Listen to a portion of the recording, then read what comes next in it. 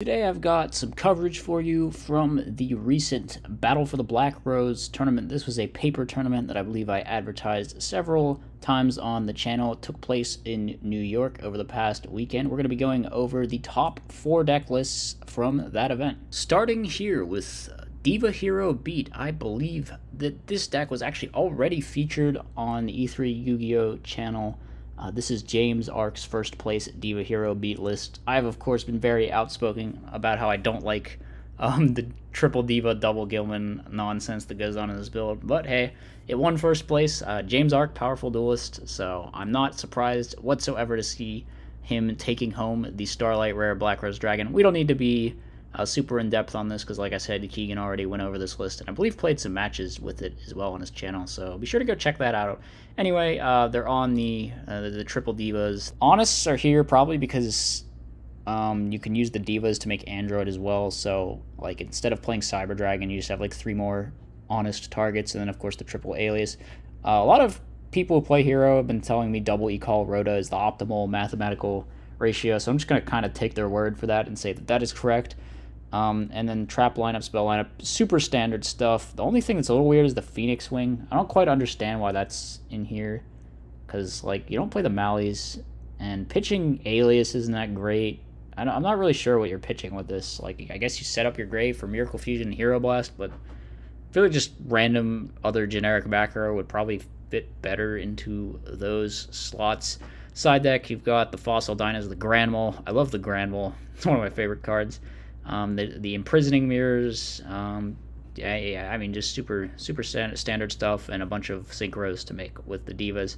So yeah, congratulations to James Ark for taking home the Black Rose with his Diva Hero Beat list. Coming in at second place, we have my choice for best deck of Edison format, which is of course Zombies. This looks like a Diva Hero zombie build, kind of a take on Silchus's version of Zombies, but with some very distinct differences. I believe Silchus is not on Dark Grepher, and I know Silchus is not on 2 Deep Sea Diva with 1 Spined Gilman. Like, I thought that the double Gilman and triple Diva was the cursed ratio. This is the actual nightmare ratio. I'm not trying to cause offense here, but whoever built this, you were causing me intense pain with this. Anyway, they're also on Giant Trunade instead of MST, which is maybe not the worst option, because this deck is like one of the craziest power ceiling decks in the format in terms of just like normal summon Diva is like an OTK just every time. So maybe having Trunade to like force through your stuff is pretty good. And the Cold Wave isn't too great in Zombies because kind of like, well, it interrupts a lot of your extenders. However, there's no Book of Life in here, which strikes me as super odd. Zombies with no Book of Life, man, actually has so much weird stuff going on in this build now that I look more closely at it. The back row lineup looks pretty standard for the Silchus version, though, I think. I don't remember if he's on main deck bottomless or not. And the extra to the side are pretty standard. This is kind of a whack zombie list, though, but it finished second place, so congratulations to whatever duelist made this cursed double Diva 1 Gilman build. I think Silchus just plays 3 Diva, right? That's what he does. I don't know if that's optimal, but I know this is hurting me.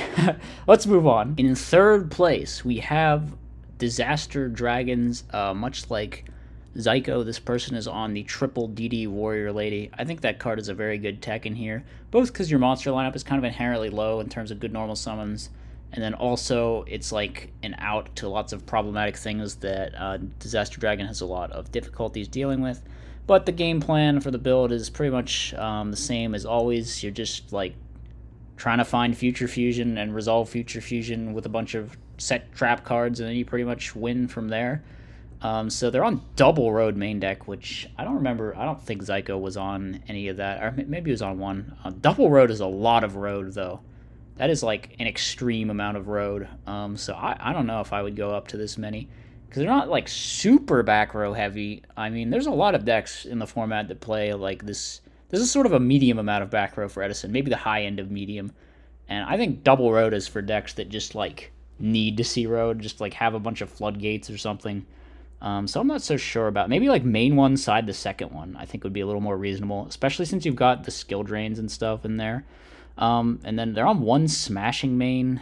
and I don't know. I'm not sure I'm a fan of the random one-off smashing in the main deck either. Their side deck also has some weird choices, like Lad.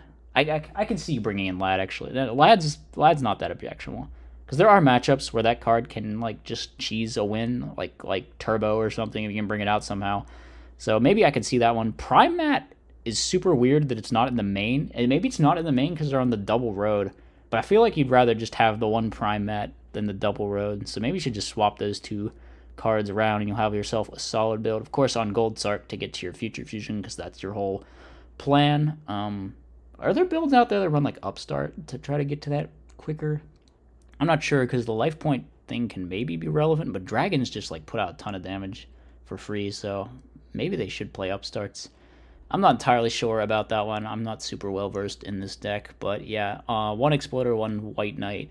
Pretty standard. The only thing not standard about the monster lineup is honestly the missing Prime Material Dragon. But yeah, that's the third place list. It is Disaster Dragons. It is very, very straightforward. It's very simple in what it's trying to do.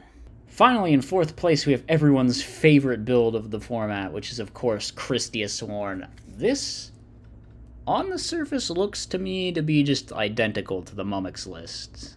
Pretty much. I don't see... You got three of all of these guys. You got triple Christia, double JD, triple Soul, triple Herald of Orange, one of all these Lightsworn dudes. Maybe there's like one different Lightsworn.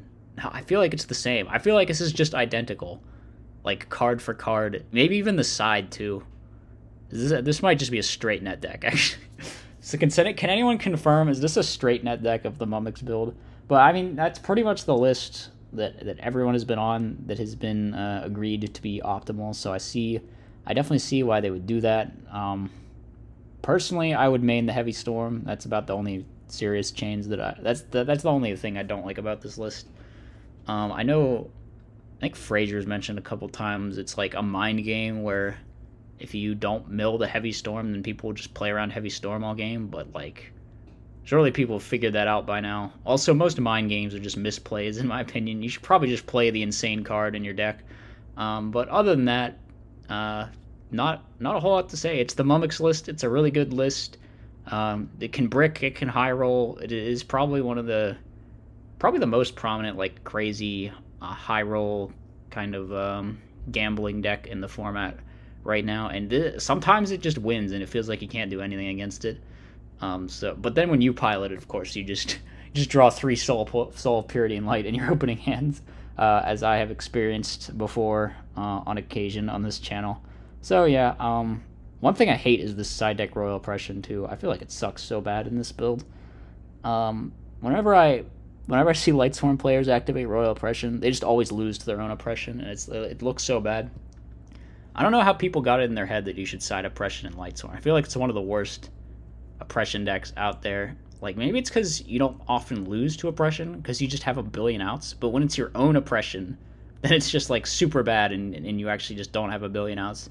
So, yeah, I don't like this card, and I don't like the side deck Heavy Storm, but, I mean, it's just a standard build. Is the extra different? I feel like there's no way Mummox was playing Light and Dragon, right? Or was he on Tempest Magician, too? I feel like there's probably like other extra deck cards you could play instead of those. Maybe like, I don't know, Flamville or a Quizos would probably be decent. Even second Fortress Dragon, like, you have so much extra deck space in here, you should probably just have a second Fortress Dragon. But yeah, I mean, what can we really say about it? It's Christia Sworn. We all know what it is. We all know what its agenda is. We all know what it's about. So congratulations to the 4th place duelist on making it with everyone's favorite Lightsworn build. So yeah, that's going to about wrap up the top 4 deck lists. Yeah, absolutely hyped tournament.